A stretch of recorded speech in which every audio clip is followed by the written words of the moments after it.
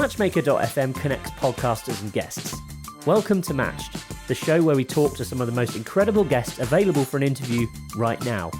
I'm your host, James Mulvany, founder of Matchmaker.fm, and this is Matched. So Archie, firstly, please introduce yourself and tell us about what you do.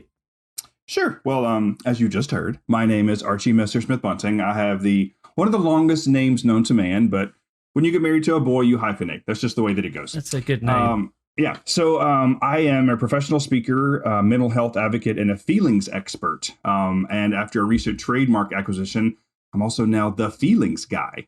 So really, I deal in feelings, and I want people to understand that tapping into your feelings can lead to a better life as opposed to just bottling them up and putting them on the shelf. What is one thing we would never guess about you? Well, that's a good question. I have been swimming with the penguins in Antarctica. Wow. It was a complete accident. I was performing on a cruise ship there, and I was standing kind of on one of the rocks, and one of the zodiacs knocked me off. And so I literally went swimming in Antarctica with penguins and walruses, which I would not recommend because it was very cold. I was going to say, that's really cold. It was really cold. Was this off the edge of a cruise ship? No, we were on land. You know, people go to Antarctica, so like it's their last continent. So we help people ashore, and I was standing in a very precarious place on the shore when kind of a wave hit the Zodiac and knocked me into the water. It was freezing. That's an interesting story. I don't think anyone. That's probably one of the best stories I've had so far.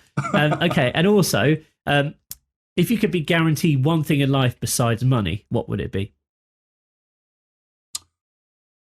Ooh.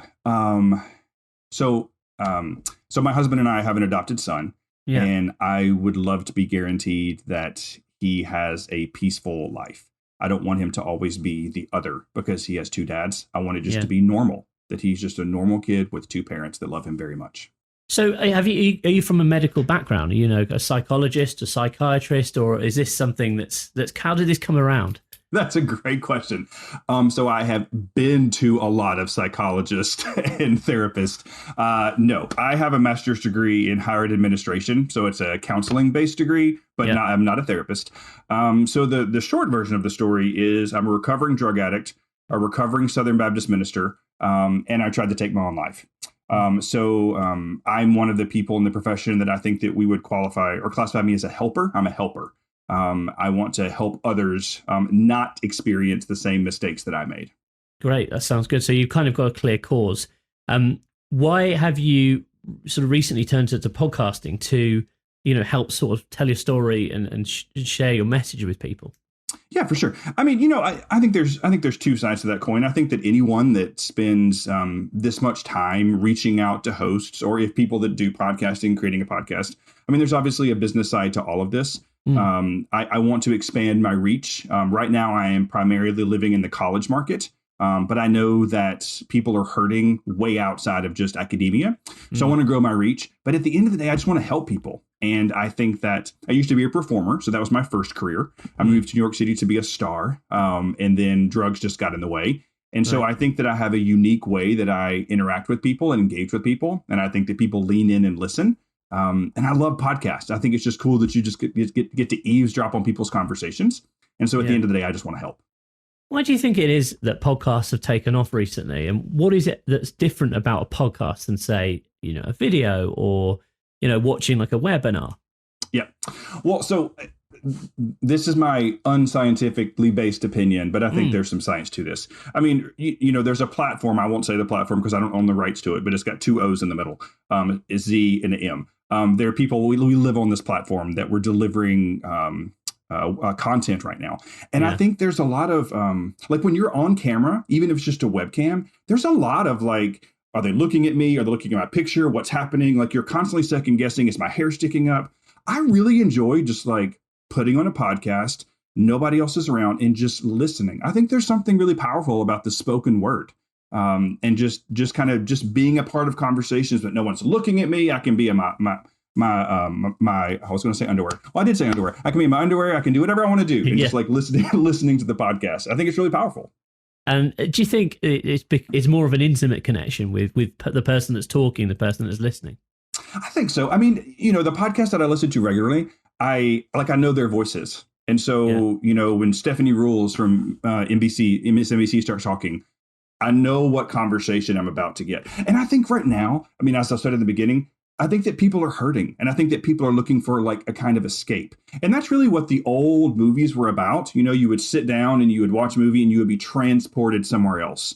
And so whatever podcast you choose to listen to, you're really transported. I mean, if it's a good host and a good guest, you're transported to a different place. And I think that's magical. And in terms of how long have you been appearing on podcasts as a guest? Yeah, so I'm very new. I mean, you're kind of getting me at the beginning. So let's talk again in a year and see where this has gone. But yeah, I'm really, really new. I actually, the reason I joined Matchmaker was because my very first podcast, his name is Zach Mathers, and his podcast is called Braving the Journey. And it's all about people who have kind of or on the other side of their battle with addiction. You never really win. I think that's a false narrative. You're always kind of working through it.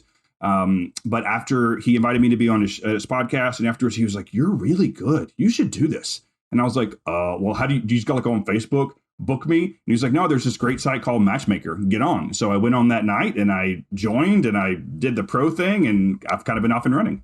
That's great to hear. And so, and how did you get involved with Zach? And did he kind of, was this something you'd ever thought about in the past? Like, oh, I'm going to go on podcast because it's a good way to kind of share my story. Or was it just sort of one of these random things that happen and you were like, yeah, why not? And then actually you sort of now got the bug a bit.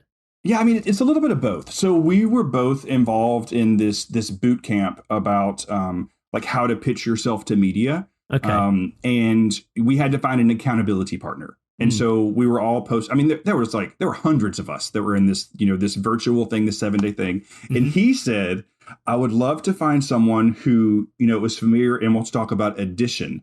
And I knew that he meant addiction, but I was like, this is my guy. So I was like, yes, let's talk about multiplication and division. And he was like, bro, I'm in addiction. And I was like, I know. And so we just became friends. I had no idea that he had his own podcast. And then through the conversation of just the week, he was like, would you be a guest? And I was like, I've never done this before. And it's weird, because I speak for a living. So I spend my nights talking to this green light. But it was a little different for the first time to have all of my past recorded for like the world to hear. That was kind of a different spin. But to the last part there, then I kind of got the bug. I was like, this is really cool. Like, let me see if I can do this and bring this message to other people. And what sort of tips would you give to someone who's perhaps thinking about, in a similar position to you, they're looking to kind of grow their personal brand, they want to get their story out there. What tips would you give to someone who's looking to be on podcasts? What are the main things to consider as a guest, would you say? Yeah, well, in my expertise of the past, month and a half, well, number one, I would say have your back end ready to go. I mean, I had just done a website revamp. So when people did go to visit my brand, it existed. It wasn't just like an idea. My social media was buttoned up. Everything was ready to go so that when people like yourself go to check me out, they're like, oh, this guy's for real. Like he actually, knows what he's talking about. But then something I learned in the boot camp that was really helpful was to learn to speak in sound bites. When someone asks you a question, you need to have something planned out in your head and listen to yourself talk and then stop after a while so that they can edit as needed. And I think I did a TV interview yesterday and she said, you speak in sound bites. And I was like, well, I'm learning. So, yeah. That's really good advice. And a couple of things I've noticed when I've been asking you questions just now, you've sort of led with the question as well, which I think it makes it so much easier to edit. Like if I say, why did you join Matchmaker? And you start with, well, I joined Matchmaker because, again, that makes it so much easier to cut as a podcaster, as a host. Yeah. Because you can kind of easily take that segment out and it's a standalone piece of content. So I think that's really good advice, actually. And that's not something that I've really heard mentioned that many times. Is that something you think is like part of the media training thing or the sort of a PR thing? I mean, well, I think before I was even, so let's just go back to when I was a kid. I think my first escape was fantasy, like in my head. I mean, I was this kid growing up in the deep South. And so when you imagine like the deep South in the 80s and 90s, like what the movies portray is accurate. I mean, I just did not fit in. And so I sort of learned to escape. And so I think that led to me being a natural storyteller. I just think at heart, I'm a storyteller. And I think that's why I can make conversations about mental health and suicide prevention not boring and scary. So I think the storyteller aspect came into play. But then I think, with some coaching and some training and learning to make sure you're giving them the answer, but give them the hook for the next question, especially if we're talking about, TV and news anchors and live reporters. It has definitely served me well. I will say that. Okay, great. And there's another question for you. Obviously, you mentioned there's some quite sort of hard. It's been hard to discuss topics that we need to talk about more as people generally. Yeah. And I think there's certainly over the last few years, there's been a definite shift towards more people talking and all this kind of thing, which is great. Is this something that is easy to do on a podcast that perhaps you wouldn't necessarily do face to face, or is it something that you can, you listen to podcasts, you can learn from other people's experiences that previously you wouldn't had access to sort of conversations like this? Does that make sense? It does make sense. And so let me answer the question this way. I think that what podcast hosts are doing, they're giving voice to things that, like you said, probably wouldn't have been talked about, and people can access them in a safe way. Yeah. So, like if I'm living in a flat with, 4 other blokes and, there's something on TV that I might want to watch about depression, I'm probably not going to watch it because the other 3 guys are going to be like, what are you doing? But if I can download a podcast, about mental health or about depression or about self-care tips, and I can listen to it on my own, then that's safe for me. So it allows me to realize, wow, I'm not alone. There are other people out there that are hurting. And so what I think it's doing, and I'm grateful to the podcast world for doing this, it's really making difficult topics more accessible to many more people in a very safe way. So tell us about how you've used Matchmaker and tell us about a success story.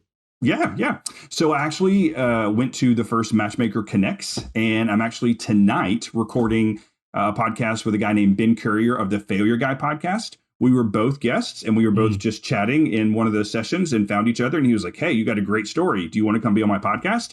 And so it's happening tonight. And then in January, I'm recording from just an outreach. You just do outreach on Matchmaker. And so it's called Positive Changes, a Self-Kick podcast. And she's actually from the UK. And she saw my message and she said, yeah, let's do it. So I'm really grateful to Matchmaker for helping make those connections. And it all starts tonight. Brilliant. Archie, just to finish off, if people want to find out more about you, how can they get in touch and how can they find, where can they visit you online? Yeah. So the easiest place to find me is just on my website at archiecares.com. I figured if I'm going to have a business and a website, it's going to be what I mean. So it's just archiecares.com. All of my social media stuff is there as well. Brilliant. All right. Thank you very much, Archie. It's a pleasure, and thank you very I enjoy your. Thanks very much for your time today. It's been a great conversation. For sure. Thanks for having me. There is an easier way to get booked onto more podcasts as a guest. Join matchmaker.fm for free today and start making connections with podcasters who are looking for guests just like you.